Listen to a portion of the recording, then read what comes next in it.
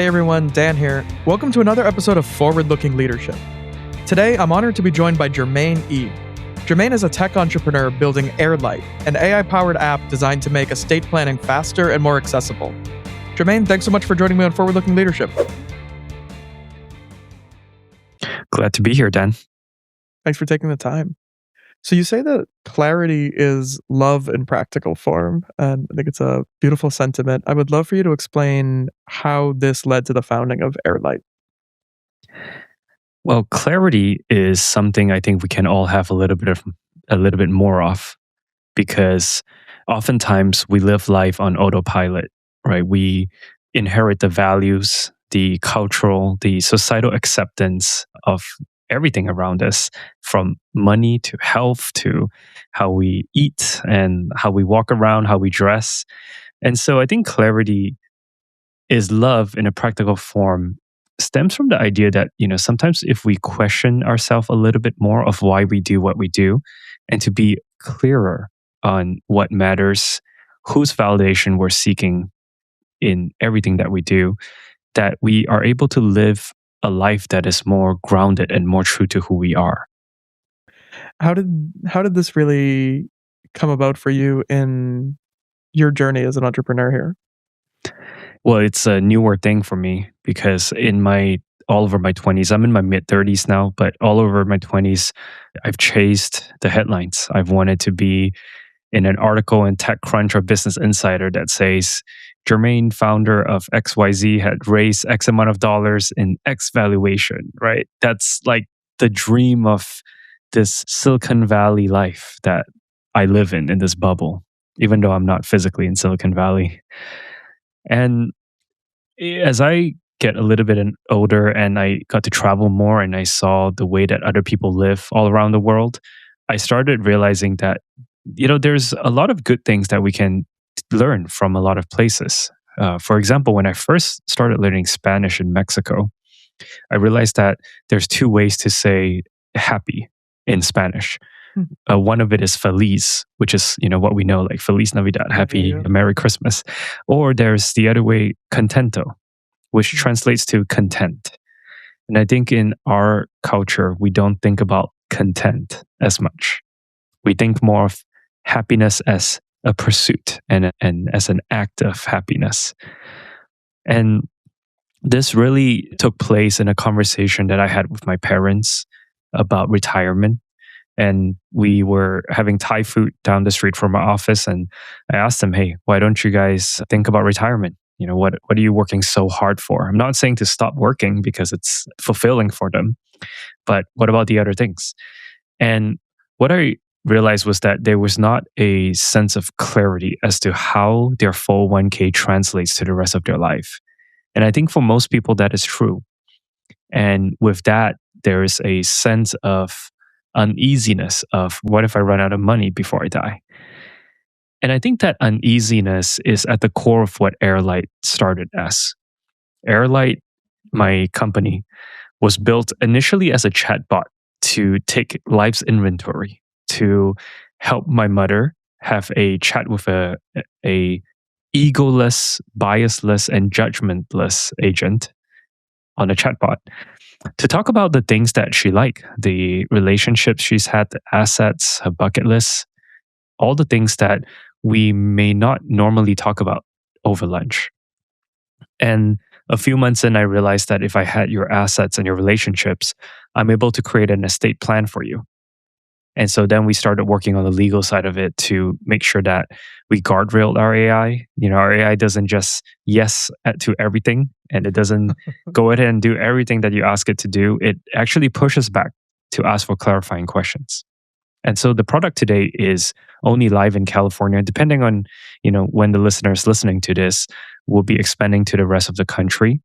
And because every state has different laws in the state probate code, as well as the health code, which is in charge of the health directive. And so we're working through these legal hurdles right now. Walk me as a very much a layperson through how you built this and what this entails technologically. Yeah, so think of it as it is a mobile app. And when you log into your mobile app, you will be greeted by Faye, which if you're watching on video, I'm going to flash it in front of you to check it out. And the idea is that you would talk to Faye, a firefly that we had dreamt up as the agent. And in fact, Faye is now all over my life. That this is Faye handling documents. Amazing. If you're on video, you get to see that. Essentially, it's a green firefly holding documents.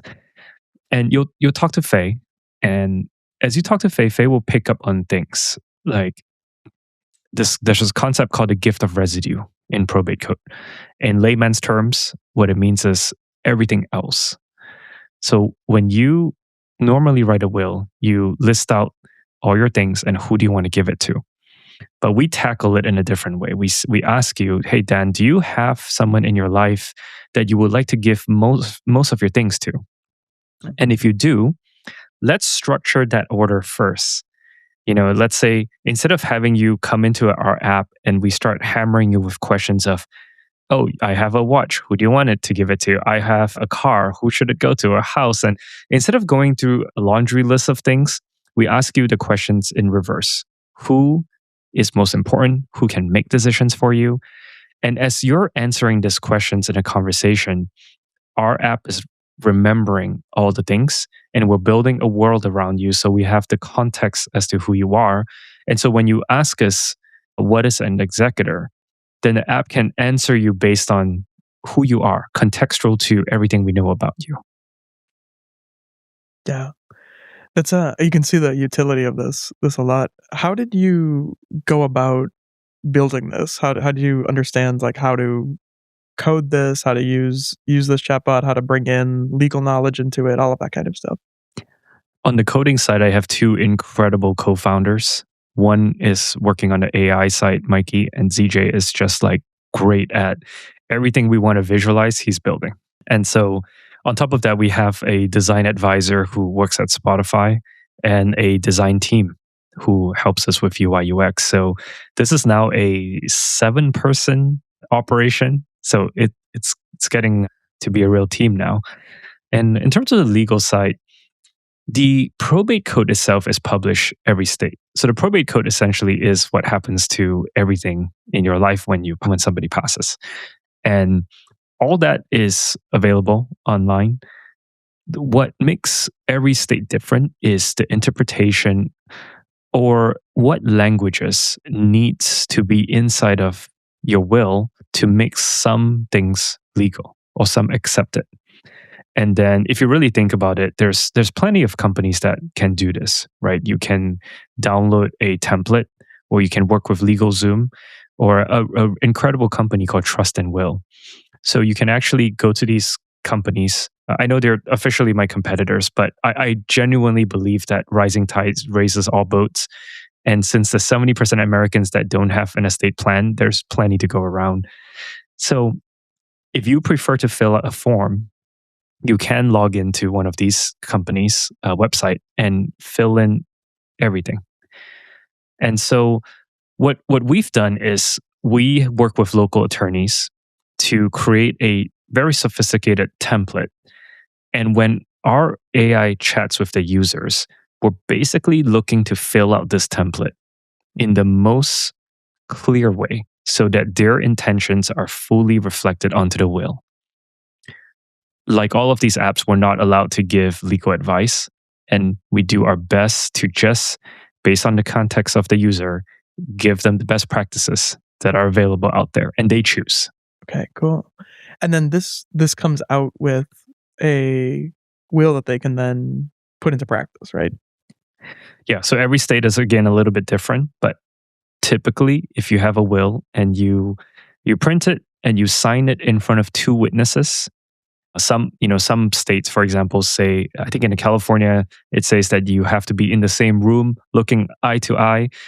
You can be in the same park bench, looking eye to eye. That will work too, right? And again, not legal advice. If you have questions about this, do consult an attorney. But we will give you instructions based on your state as to what will make it legally valid. The will is simply a document for when someone passes away that the court uses to determine who gets what and who is appointed to be the executor, which is the person that carries out the wishes. For a lot of people, they actually do need a trust which is an entity that contains all of their assets that then can be passed on without going through the court, which is the probate process. If you're listening to this and you know the difference between a will and a trust, you probably need a trust, if I'm just guessing, because you have some level of sophistication on the topic. But I've built this for the average person that has really just no idea about this topic. And that person was me just a year ago. What did you do to get up to speed on wills and trusts and all kinds of legal matters? A lot of conversations with attorneys. And typically it starts with them telling me for 20 minutes that this is too complicated, AI cannot do it, an app cannot do it. And then after 20 minutes of me explaining to them, what is the lane that we play in, why we exist, and really at the end of the day, some attorneys still never come around. And I've gone into some pretty, I wouldn't say heated, but some uncomfortable conversations where we're talking over Zoom and there is no client attorney relationship. And I feel like I was a punching bag for 30 minutes of like how technology is destroying people drafting legal documents, which generally I agree with them, and I can sense fairly quickly now if an attorney is open to the possibility of an alternative solution for people who cannot afford them. And the way we've learned this, we have 22 attorneys as of recording that we're bouncing our ideas with, or we're sending our base template to, we're sending some questions over. And then I have another one attorney working on making sure I don't break the law in terms of giving legal advice. Why should people trust your service with something so important for their life? I think they shouldn't, right? They got to evaluate. They got to take a look at my track record. They got to do their research and understand. My bigger concern is less about the user that is putting in the work to do their research, to Google me, to understand this. I'm trying to get people from 0 to 1. I'm trying to go on podcasts and talk about things like this. A lot of young people say, well, I don't have a lot. Why do I need a will? Well, there's this other document called the Healthcare Directive. It's what happens to your body when you cannot make decisions, but you're not quite dead yet, right? You're laying in a hospital, you're in a coma or something. You can't make decisions. You're unconscious. You cannot make a decision about your body. Who can make a decision about your body? And if you don't have this, then you can either leave it up to the medical professionals. It depends on how urgent things are. Or you potentially can have your family fight it out, right? What if your mom and dad disagrees on what to do? Or next of kin disagrees with your parents? So there was an actress recently, a few years ago, who her husband and her, they knew if she was in a vegetative state, she wanted to be let go. She didn't want to just be kept alive. But this was not communicated in a document. And her husband knew that, but her parents didn't. And her parents fought her husband for 6 years to keep her alive. And at the end, 6 years later, she passed away. But just think of the emotional stress and the legal stress and the financial stress it puts people through when you can just fairly simply, through AirLite, you can get this document done in probably 10 minutes. There's some uncomfortable questions that will ask you, but the AI doesn't judge. The AI has no bias. So it's likely the easiest way to get that done. One of our biggest challenges right now is we make a promise to our user that when you use our app, we'll give you a estate plan. I would love to be able to tell my user that if at any moment you feel that you need to speak to a lawyer, that we can refer you to someone. There's a few things in it. There's ethical issues with referring and splitting fees and things like that. So let's assume that we don't get paid for the referral, which we don't right now. The price point jumps from $179 to whatever a lawyer charges, which on the lower end is $1,500 maybe to get a trust done. And if you live in Los Angeles or New York or Boston, the price is high, right? The hourly rate is very high. And so for my users, who really deep down inside, I know they need a trust. I don't have a good solution for them simply because of the complexities of actually getting a trust funded and all the work that it needs to happen outside of the app. So you founded lots of other startups and projects and things like that in the past. I would love to hear what you've most drastically changed your mind on from when you were a first time founder to founding AirLite. The most drastic one that comes to mind right away is the external perception of my business and how I handle it. I think a younger me spent a lot of time to make my business look bigger than it is or more impressive than it is, because there is a case to be made that success attracts success, right? When you seem successful, more things come around in your ecosystem. Things just happen. And I think at this stage, I've turned down investors because I understand that if I start raising money and play the venture capital game, then I'm on this treadmill of like an 18-month fundraising runway. And I got to keep hitting the metrics. And I think worst of all of that is that I may lose some mental autonomy because I will care about the people that I take money from, and I will care about their opinion of where I'm taking the business. And being a very non-confrontational person, I know it would affect me. And so just being very self-aware of who I am as a founder now has helped me shape the kind of business that I want to run. And whether or not I take venture money or even just angel checks, it is quite a different ballgame. Have you taken venture money for previous projects? I have when I was much younger, and mostly in the pre-seed stage, just like very early on, pre-MVP. Essentially, when things are changing quite a bit now. Pre-seed checks used to be like $50,000, or pre-seed rounds used to be like $75,000 before the founder has a strong base of any of a product. Even sometimes people are just betting on founders. These days, I think pre-seed rounds go up to $2 million and even beyond. And so, if I'm thinking about where AirLite is now, to raise $2 million, I'd give up probably 18% of my company. And I don't know if I want to dilute myself so much in exchange for money that would be helpful, but truth be told, I'm not sure what I would use it for because I have everything I need right now to build. That makes complete sense. If you're kind of advising other aspiring founders, what are some of the factors they should keep in mind if they do want to pursue the VC route or if they want to bootstrap it? I think the first thing you got to ask yourself is why.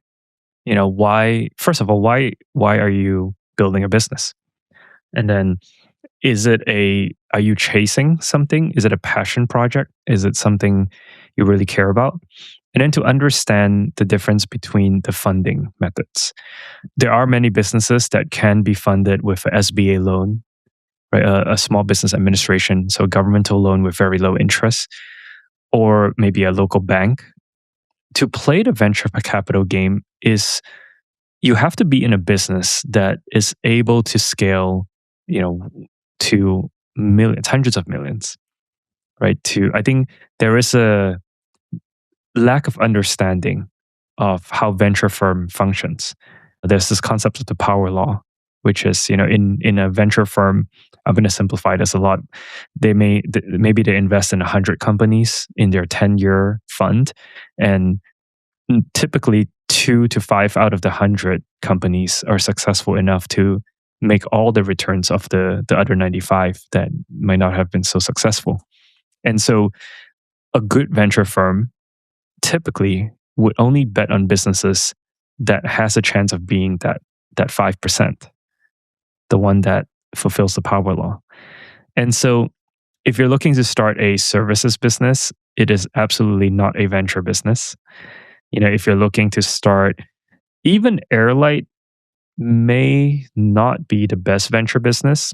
AirLite may eventually become a private equity business where funds to do performance marketing, paid marketing, will amplify the growth. But I'm not sure if we'll ever go to the billion-dollar mark if we even want to. Yeah. What would what would be the point where private equity would get interested in it and you might be interested in bringing them in? There's so many reasons. And to kind of define private equity, it's basically anyone's personal money, right? I mean, legally, venture capital is a form of private equity. Anything that is not on the public market that's tradable is private equity. But in a more common sense of like what private equity means, I I'd be interested in private equity if it's strategic. So let's say we stay with estate planning, and a strategic private equity play could be a roll up of AirLite plus a probably plus a life insurance company or a money management company, right? Something like that would make sense. But short of a strategic play, I think we may be able to grow just by having good cost of acquisition and lifetime value ratio. How do you think about managing businesses differently with the different strategies here? So there's obviously like the exponential kind of businesses would be more of a VC play. You're doing what you're doing now with AirLite. You're also running your mother's logistics company, right? And how do you think about like behaving differently as a leader, as a manager in these different entities? Yeah, so for context, my mom passed away exactly 5 months to this day, and she she and I had a small business together. And in the small business, I'll try not to get too technical. So we free cash flow is very important. Essentially, how much cash comes in and out, and that also allows us to grow or take home more if we want with the business. So in a business like that, keeping our books very tight, our APAR, very tight bookkeeping is super important. It's a very different kind of task. It's more like a SOP operational heavy company, whereas Airlight is more of a product driven company for now. So we're building the best product possible, and we're really focused on design, and then we're really focused on getting more attention. So very different gears and very different sets of motivation when I wake up and think about both things. Sometimes I think, which one am I in the mood for? Do you mind sharing a bit more about your personal journey with losing your mother and having to go through this whole will and trust process and what that was like for you? Yeah, I think this process has been extremely rewarding already because since I've been building Airlight, I consciously have a lot of conversations with my mom about had a lot of conversations with my mom about things that she cared about. And so because of those conversations, I was able to get to know her more. And I think that is ultimately the goal of Airlight, which is to help people have these conversations. Like going back to what we started with, which is clarity is love in practical form. If you love somebody, you can cook for them, you can hug them, you can tell them, but you can also help them gain more clarity in their life. And I think with her passing, I never really asked for this founder story and this mission, but in some ways, that's what she left with me. I don't really get to choose. And so I'm building this in honor of her, and she's helping me to stay very focused on the mission. You know, I think one of the benefits, if we can call it a benefit, of having my story with my mom's passing is when we have decisions that are unclear, I can always go back to why we started building this in the first place. And that mission is very clear to me. Thanks for yeah, thank you for sharing that. And it really does bring in tremendous clarity into business decision making when you have such a real and visceral reason for starting something like this, and kind of wipes away a lot of the nonsense, I'm sure, with, do I do this? Do I do that? When you can really ground it in this. Yeah, and that's what I challenge most people to do, even if you just have a job. And, one simple thing we can always do is to look into our calendars or our bank accounts and see how we spent the last 30 days. We can very easily highlight the things that added energy to us and circle those that took away energy from us, and maybe to do more of the ones that, add to us. And that's very subjective to everybody. It's a great challenge for people. What have you started doing more or less of in your own experience here? I've started slowing down a lot more. I'm someone who's a workaholic. I don't know if that comes off. I love working. I love everything that I'm doing. I just really do genuinely enjoy being in the office a Saturday night because it's so quiet. But I started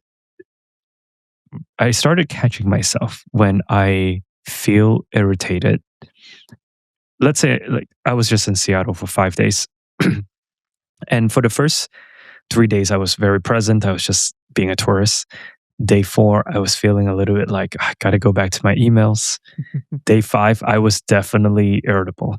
I was I was that guy who's like, okay, it's vacation's over. I got a lot to do. I got payroll, and so I started catching myself earlier in these experiences and telling myself that that's it is life. We gotta enjoy it, and still, when I do work hard, I go all in.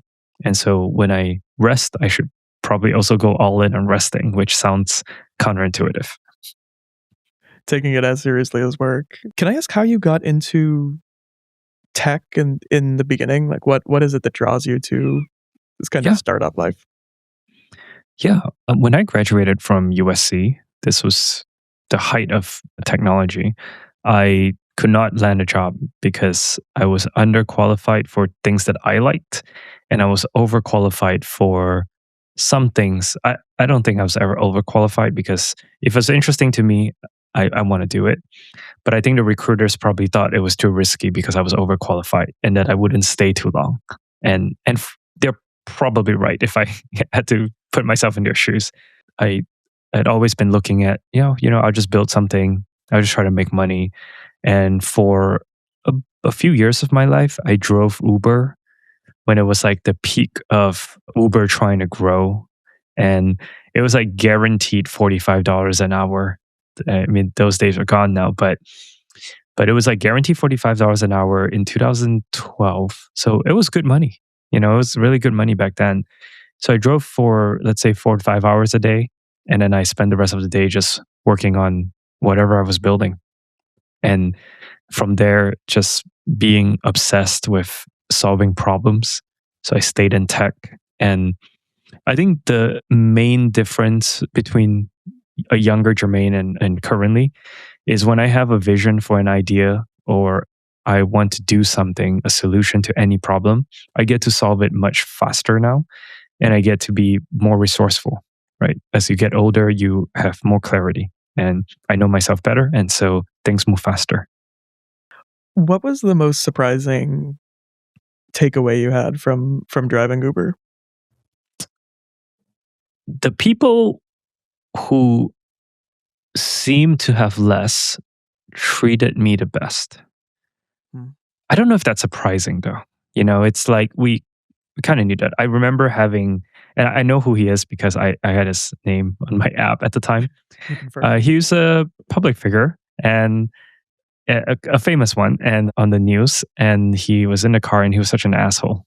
you know, it was just like disappointing because in the persona it was so great. And actually, I haven't thought about this for a very long time. So funny that you brought it up. But I've also ended up becoming friends with a lot of my passengers because I talk to everyone, right? And I ended up multiple times turned off the app and just went to hang out with them.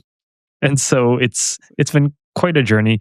I mean, I wasn't doing it for my full livelihood. I was doing it just to have enough money so I can build the business on my other time. And so I only focused on peak hours that I drove. And then the rest of the time I'm just like sitting at Starbucks or something, trying to build something. You're actually it's a great question. I'm gonna go and journal about this and try to dig up some old stories. I do remember myself sitting in the car, and I filmed these selfie videos of myself at 4 a.m. in the morning, and kind of a message to my future self saying, it's 4 a.m. in the morning. I got to hit 20 rides today so I can hit my bonus. And then when I go to work, someday I'm going to look back at this video. I got to find those videos. I don't know where they are. It feels like the right time to look back at it. Yeah. That's so cool. How do you keep up to speed on everything tech and startups and all of this kind of stuff? I know it's all moving so fast and changing so rapidly. I tried to talk to smart friends. So you can get overwhelmed because there's just so much. And the truth is you don't need to know most things. So for me, I think I stick to at most 4 newsletters, and they're very tech driven, maybe a little bit too tech driven. And that's how I get all my information. And then when I have a question, I just call up a smart friend and ask him, "Hey, what do you think?" No, I've found the same thing on talking to smart people in different spaces, and I'm so glad we were able to connect. And I was telling you earlier that it's rare that I find a third degree connection on LinkedIn these days. That no one we don't know anyone in common. Basically, it's just such a cool way to have a conversation with somebody who's in a totally different world than you are in a lot of ways. And yeah, I feel like it's just way out of the bubble, and way too many people spending a lot of time with people who are doing basically the same exact thing as them all day.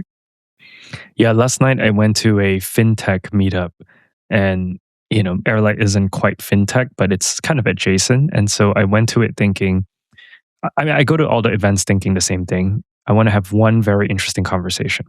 Right? And if I can walk away from that meetup or social happy hour with one interesting conversation, one connection, that's a win. Because most of the days we have zero, right? And so I don't go into networking events thinking about maximizing. I think when you do think about maximizing, it's when you get caught, by reading up people's name tag and trying to qualify people, whether it's worth your time. And maybe, I don't know if I did that when I was younger. I'm sure a younger version of myself was more diligent and researched people before going to meetings like that. But I think now I try to just have really, really good conversation and go deeper. For books or any resources of any kind that you find yourself recommending most to people, anything come to mind for that? Yeah, the book that I recommend the most historically has been Essentialism by Greg McKeown. And I actually met him once 10 years ago. And yeah, just incredible guy, great storytelling.